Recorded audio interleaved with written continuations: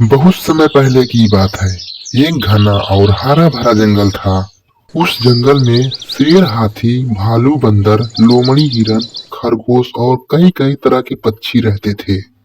जंगल बहुत हरा भरा और शांति पूर्वक था, लेकिन सबके मन में एक सवाल बार बार उठता, आखिर इस जंगल का असली राजा कौन है? शेर हमेशा खुद को राजा मानता था। वह ताकतवर और डरावना भी था। जब भी वह दहाड़ता, पूरा जंगल कांप उठता। लेकिन बाकी जानवर सोचते थे कि सिर्फ ताकतवर होना ही राजा होने की पहचान नहीं है। एक दिन सभी जानवरों ने मिलकर सभा बुलाई। सभा में शेर, हाथी, भालू, लोमड़ी, हिरन, बंदर और चिड़िया सब आए। सभी अपनी अपनी बात रखी। शेर बोला, मैं ताकतवर हूँ, इसलिए राजा मुझे होना चाहिए। हाथी ने बोला, मेरी ताकत और धीरज सबसे ज्यादा है, इसलिए मैं योग्य हूँ।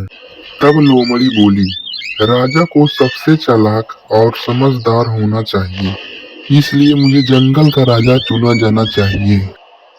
बंदर ने कहा, राजा को सबका मनोरंजन और खुशी करनी चाहिए, इसलिए मैं सबसे अच्छा राजा बन सकता हूँ। यह सुनकर छोटे बड़े जानवर उलझन में पड़ गए।